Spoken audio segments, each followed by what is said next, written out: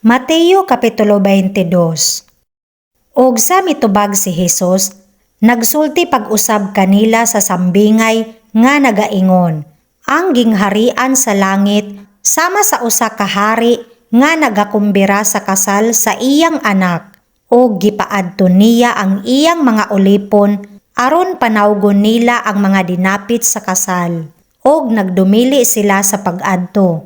Gipaadtuan na usab niya sa laing mga ulipon nga nagaingon, ania karon, naandam ko na ang pagkaon, ang akong mga nati, og mga hayop nga mga gipatambok, nangaihaw, og ang tanan na hikay na gayod. O mari kamo sa kasal, apan wala sila magtagad niini, og nanlakat sila, ang usa sa iyang kaugalingong uma, ang usa sa iyang patigayon, og ang uban na nagdakop sa iyang mga ulipon, og kini gipasipalahan nila og gipamatay.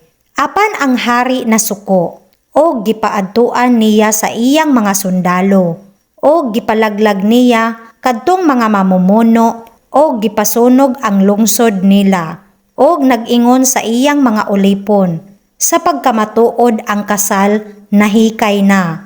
Apan ang mga dinapit, dili mga takos. Busa, pangadto kamo sa mga kinasang-an sa mga dalan, og ang tanan nga hingkit-an ninyo, dapita ninyo sa kumbira sa kasal. Og sana nagpanlakaw kadtong mga ulipon sa mga dalan, ilang gitigom ang tanang mga hingsugatan nila, mga dautan, og mga maayo. Og ang kananan sa kasal napuno sa mga dinapit. Og sa misulod ang hari sa pagtan-aw sa mga dinapit, hingkit-an niya didto ang usa ka tawo nga wala magsulob sa biste nga alang sa kasal. Og siya miingon kaniya, abyan, nganong misulod ka dinhi nga wala ikaw ing biste nga alang sa kasal? Og mihilom siya. Unya ang hari nag-ingon sa mga sulugoon, gapusa ninyo siya sa mga tiil, og sa mga kamot, og isalibay ninyo siya sa kangitngitan sa gawas. Didto mahitabo ang paghilak og ang pagkagot sa mga ngipon. Kay daghan ang mga gipanawag, apan deriyot da ang mga napili. Unya na mahawa ang mga Farisiyo og na nagsabot-sabot sila sa ilang kaugalingon, kung unsaon pagbitik kaniya sa iyang pagpanulti. Tungod niini, ilang gipaadtuan siya sa ilang mga tinun-an kauban sa mga Herodianhon sa pag-ingon, magtutudlo, hingbaluan namo nga ikaw maminatud-on og nga ginatudlo mo sa matuod ang dalan sa Dios. Sa walay pagtagad kang bisan kinsa, kay wala mo pagatan-awa ang pamayhon sa mga tawo. Busa isulti ka namo, unsay imong huna-huna? Uyon ba sa balaod ang paghatag sa buhis kang Sisar, kun dili? Apa na ila ni Jesus ang ilang pagkadautan, og nag-ingon, nganong ginatintal ako ninyo, mga salingkapaw, ipakita kanako ang salapi sa buhis. Og ilang gidad-an siya sa usa ka denaryo. Unya siya nag-ingon kanila, kang kinsa kini nga dagway, og kining nahasulat. Sila nagaingon kaniya, kang Sisar.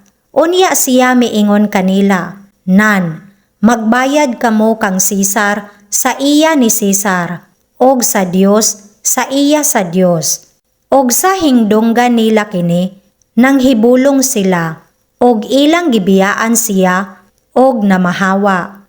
Niadto gihapon nga adlawa, miduol kaniya ang mga Saduseyo, sila nga na nag-ingon nga walay pagkabanhaw, og na nagpangutana kaniya, nga na nag-ingon, magtutudlo. Si Moises nag-ingon, kung usa ka tawo mamatay nga walay mga anak, ang iyang igsuon makapakasal sa asawa niya, og magbangon sa kaliwat sa iyang igsuon. Nan, dinhi sa taliwala namo, may 7 ka managsuon nga lalaki, og ang nahauna, nakapangasawa, og namatay. Og kay wala siya'y liwat, gibilin ang iyang asawa sa iyang igsuon. Sa ingon usab nga pagkaagi, ang ikaduha ug ang ikatulo hangtod sa ikapito. Ug sa human kanilang tanan, namatay usab ang babaye. Busa, sa pagkabanhaw, kinsa sa pito ang makaasawa kaniya, kay ang tanan nangasawa kaniya. Apan sa mitubag si Hesus, nag-ingon kanila, nangasayop kamo, kay wala ninyo hibalue ang mga kasulatan, bisan ang gahom sa Dios. Kaysa pagkabanhaw, dili sila makapangasawa, bisan makapamana, kundili ingon sila sa mga manulunda sa langit.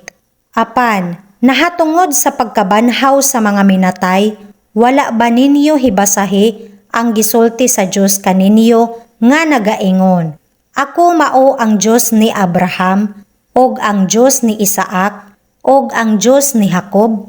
Ang Dios dili mao ang Dios sa mga minatay, kundili sa mga buhi.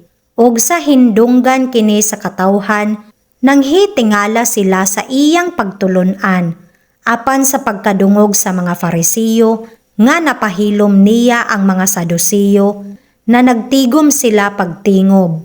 Og usa kanila nga batid sa balaod, nangutana sa usa ka pangutana sa pagtintal kaniya, magtutudlo, unsa ang dakong sugo sa kasuguan. Si Hesus miingon kaniya, higugmaon mo ang Ginoo nga imong Dios, sa bug-os mong kasing-kasing, og sa bug-os mong kalag, og sa bug-os mong huna-huna. Kini mao ang nahauna, og dakong sugo. Og ang ikaduha, sama ni ini, higugmaon mo ang imong isig katawo, ingon sa imong kaugalingon. Dinhi ni ining duha ka sugo, nagagikan ang tanan nga kasuguan og ang mga manalagna. Og samtang na nagkatigom pa ang mga Farisiyo, gipangutana sila ni Hesus sa usa ka pangutana, nga nagaingon, unsay hunahuna ninyo nahatungod kang Kristo?